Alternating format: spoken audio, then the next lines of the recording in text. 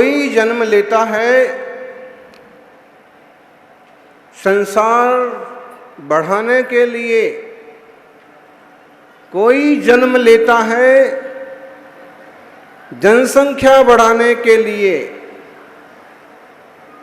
लेकिन कोई तीर्थंकर जैसे महापुरुष जन्म लेते हैं भव से तरने के लिए, दुनिया को तराने के लिए। दुकान कम चल रही है, चिंता पैदा हो जाती है। बीमारी लग गई, चिंता पैदा हो जाती है। बेटी बड़ी हो गई, चिंता पैदा हो जाती है। बेटा बात नहीं सुन रहा, चिंता पैदा हो जाती है।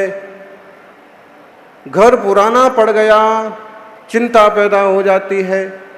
जमीन पर किसी ने कब्जा कर लिया, चिंता पैदा हो जाती है।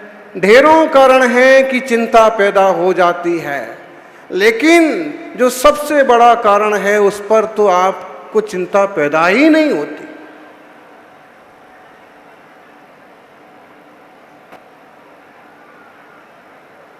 चिंता पैदा होना चाहिए, चिंतन पैदा होना चाहिए कि आखिर आज तक मैं इस संसार में क्यों हूं। इस मानव देह को पाकर के मैंने अब तक क्या क्या श्रेष्ठ कार्य किया। तीर्थंकरों ने तो इस तन को पाया था और इस तन का ऐसा उपयोग किया कि खुद तरे औरों को उतारे। लेकिन हमने क्या किया? यानी चिंता करो, चिंतन करो। चिंता नहीं, चिंतन करो। क्षण भर नहीं, चिरंतन करो। चेतन विचार करो, आज तक जड़ के चक्कर में क्यों पड़ा है?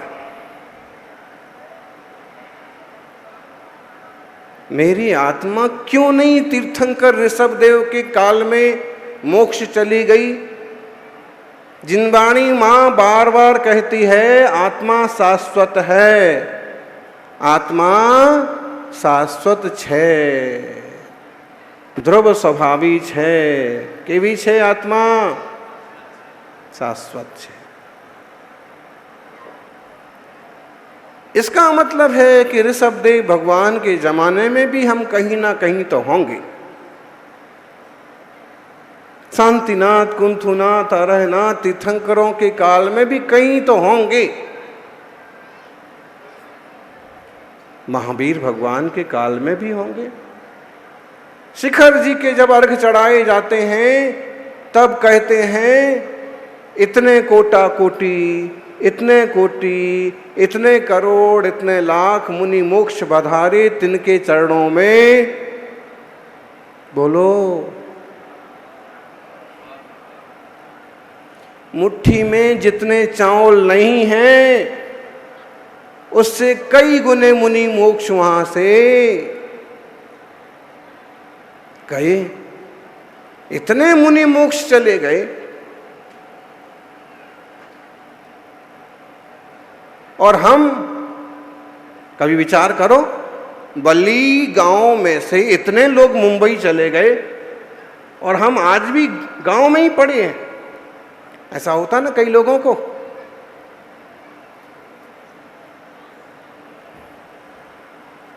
इस क्षेत्र से इतने लोग मुंबई चले गए, नागपुर चले गए, कानपुर चले गए, हम यही हैं। कभी लगता नहीं कि धिक्कार हो हमें? लेकिन ऐसे धार्मिक गांव में रहने में धिक्कारने की जरूरत नहीं है। ये जरूर है कि इतने मुनि मोक्ष चले गए और हम यहीं संसार में हैं, तो जरूर धिक्कारने जैसी बात है। अब अकेले धिक्कारने से तो काम चलेगा नहीं। विचार करो कि वो क्यों मोक्ष चले गए और हम क्यों नहीं गए।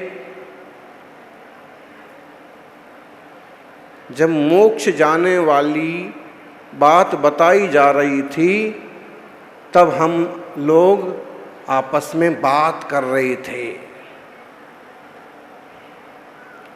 वो अम्माओं को देखो, जब मोक्ष जाने वाली बात बताई जा रही थी तब आपस में बात कर रहे थे, तो हम सुन ही नहीं पाए, और जिनने सुनी वो तपस्या कर करके ज्ञानी। मन वचन काया कहीं भी उलझा रहेगा, मोक्ष मार्ग की शुरुआत नहीं होती है। मोक्ष मार्ग की शुरुआत होती है सम्यक दर्शन से, और सम्यक दर्शन की प्राप्ति होती है देशना लब्धि से, जिसमें होते हैं 3 करण। कौन कौन से करण होते हैं? अब बताए, जो अब बताएगा उसको गिफ्ट दिया जाएगा। 5वीं करण लब्धि में जो 3 करण होते हैं उनके नाम बताइए जी।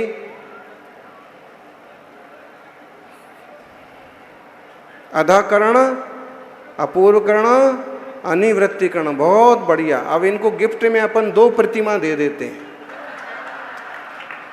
अब जिसके पास जो है वही देगा ना।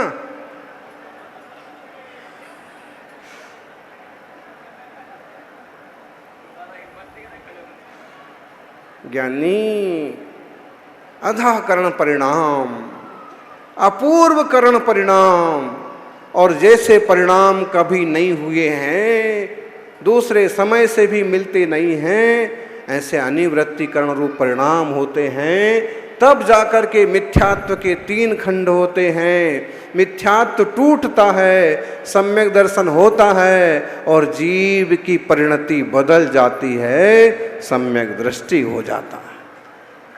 और सम्यक दर्शन होता है तो फिर जन्म मरण का चक्कर ढीला पड़ जाता है। आज तक हम संसार में परिभ्रमण कर रहे हैं, उसका मूल कारण है मिथ्यात्व। आज तक हमने सच्चे देवशास्त्र गुरु को भी नहीं समझा। आप कहो कि महाराज कैसी बात कर रहे हो, रोज मंदिर जा रहे हैं हम तो, हैं? आपके बिहार में भी आए 2-4 बार। तो भाई मंदिर जाने से, बिहार में आ जाने से, आहार देने मात्र से सम्यक दृष्टि होने की गारंटी नहीं है। ऐसे जीव बहुत संख्या में सम्यक दृष्टि होते हैं, लेकिन ये चीज इसकी गारंटी नहीं है। इतना हो सकता है कि इस तरह की प्रवृत्तियों से सम्यक दर्शन आपको उपलब्ध हो जाएगा, बार बार के अभ्यास से मालूम पड़ जाएगा, रास्ता मिल जाएगा। तो गारंटी क्या चीज की है? गारंटी सबसे पहले तो सच्चे देव का स्वरूप क्या है, और क्या हम उन्हीं की आराधना कर रहे हैं। ऐसा तो नहीं कि महावीर जी के महावीर भगवान को छत्र चढ़ा आएंगे तो अमुक काम हो जाएगा और इसलिए चले गए हों। नहीं, चाहे सिद्ध क्षेत्र हो, चाहे अतिशय क्षेत्र हो, जहाँ भी जिन प्रतिमाएं विराजमान हैं, वो जिन प्रतिमाएं अरहंतों के, सिद्धों के प्रतिरूप हैं। और अरहंत सिद्ध भगवंत कैसे हैं? 18 दोष बज्जिए देवे। 18 दोषों से रहित हैं देव जिनेन्द्र। जिसमें दोष हों वो भगवान नहीं है। आदिनाथ भगवान की पूजा किस किस ने की है? कौन कौन पढ़ता है वो वाली पूजा जिसमें आता है मारी दीन तणी सुण, और उसकी जयमाला पढ़ो आप। उसकी जयमाला में पूजा करने वाला कहता है भगवान ऐसे त्रियंच पर्याय की दुख, ऐसे गर्भवास के दुख, ऐसे जन्म के दुख सब भोगे हैं, आप हमारी विनती सुनो और हमारे संसार का विकारों का नाश करो, दुख से छुड़ाओ। इसका मतलब है जन्म लेना भी अच्छा नहीं है, जन्म देना भी अच्छा नहीं।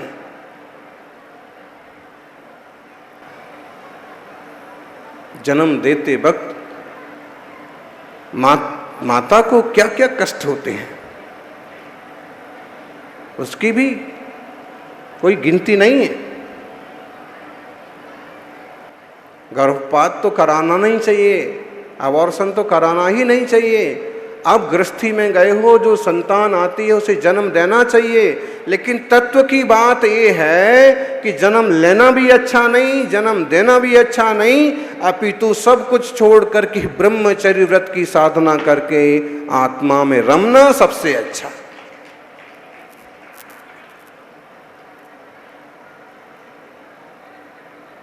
बोले महाराज जब ये दोनों अच्छे नहीं तो फिर जन्म कल्याण क्यों मना रहे? ये बुरी चीज है तो इसे मना क्यों रहे? ये बुरी चीज नहीं है। ये तीर्थंकर भगवान ने एक उदाहरण पेश किया कि एक जन्म ऐसा भी हो सकता है कि जिसके बाद तुम्हें कोई जन्म लेना ही ना पड़े। और इस उदाहरण को देवताओं ने भी इस खुशी के साथ मनाया कि ऐसा भी हो सकता है कि जन्म जन्म का अभाव करने वाला जन्म कल्याणक महोत्सव बन जाए। सौभाग्यशालियों, तत्वज्ञानियों, आत्मदृष्टि करो। जैसे उपाय प्रभु ने किया है वैसे आप भी करो। जिन प्रतिमा, जिन सारखी, जिन प्रतिमा को आप जिनेंद्र ही मानो और उनके चरणों में बैठ के निर्णय करो, मुझे भी ऐसा बनना। आप किसी भी श्रेणी में हो, आप कहीं भी बैठते हो, आप कुछ भी व्यापार करते हो, कैसे भी घर चलाते हो, कितने भी अमीर हो, कितने भी गरीब हो, ध्यान रखो अमीरी गरीबी आत्मा में नहीं है। पर्याय परिणतियां क्षणिक हैं। दुनिया में कोई इतना अमीर नहीं है जो अपना बीता हुआ समय खरीद सके। बताओ यहाँ कोई है इतना अमीर? एक दिन हमको बता रहे थे, बोले ललित जो है ना ये बहुत अमीर है? और कौन है अमीर? तो बोले सौधर्म जो है ना ये भी बहुत अमीर है। यानी कोई भी कितना अमीर रहो, हमें उससे तो कोई मतलब नहीं, लेकिन फिर भी हम पूछते हैं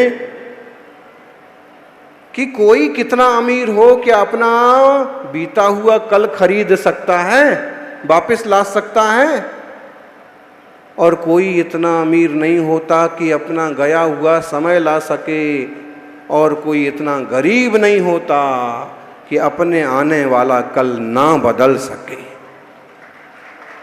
आने वाला कल तो हम बदल सकते, पर्याय भले क्रम नियमित तो हों, लेकिन जिनवाणी के अनुसार मार्गदर्शन करके, मार्गदर्शन पर चल के हम अपने भविष्य को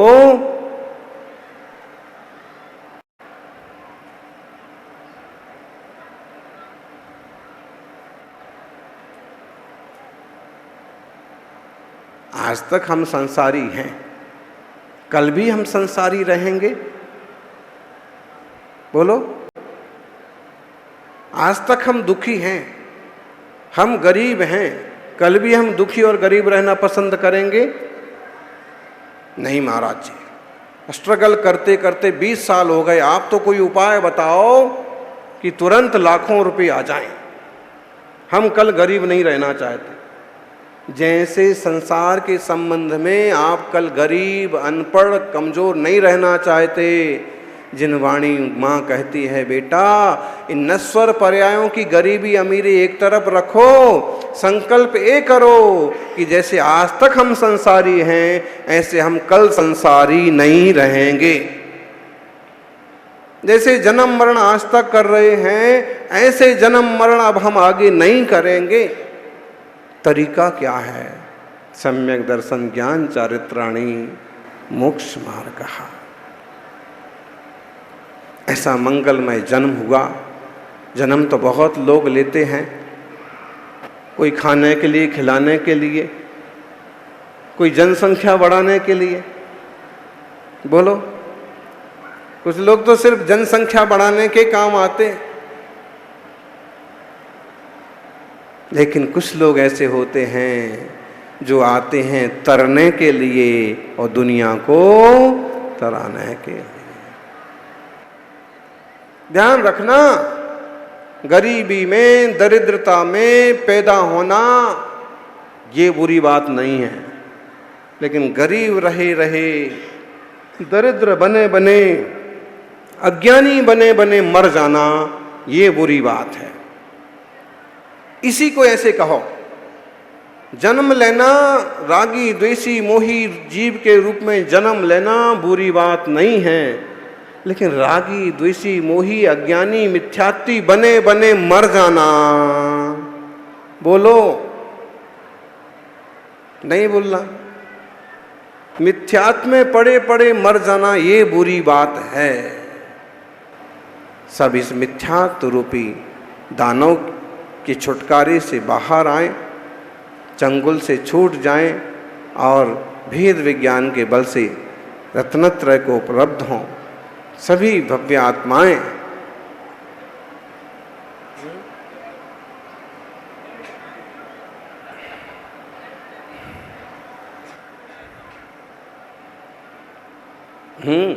दम तो सब में है कि भव्यात्माएं दम रखती हैं, ये श्रद्धाएं दम रखती हैं, ये आस्थाएं दम रखती हैं, और तो क्या सही रास्ते चल पड़े तो ये जीवात्माएं मोक्ष जाने का भी दम रखती हैं।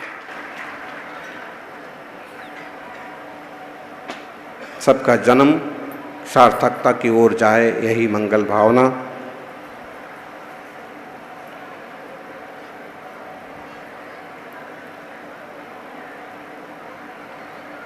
जन्म जरा मृत्यु विनाशनाय जलम निरुपामिति स्वाहा। उसके साथ चिंतन भी हो, चेतन भी हो कि सच में इससे कैसे छूटें। हम इस महोत्सव से आत्मशुद्धि का, जन्म जरा मृत्यु का मंत्र लेकर के जाएं, यही मंगल भावना। जैसे गुरुवर सन्मति सागर जी ने अपने जीवन को सार्थक किया, जैसे अंकलिकर आचार्य आदि सागर जी महाराज ने अपने जीवन को सार्थक किया, कुंद कुंद जैसे आचार्य, शांति सागर जैसे आचार्यों ने अपने जीवन को सार्थक किया। कई श्रावक ऐसे हैं कि श्रावक धर्म में रह करके भी अपने जीवन को सार्थकता की तरफ बढ़ाते हैं। गृहस्थी के जंजाल में उलझने के बाद भी धर्म ध्यान को साधते हैं। वैसे आप सब भी जीवन को सार्थक करें, यही मंगल भावना। जय बोलिए अहिंसामयी सनातन जैन धर्म की।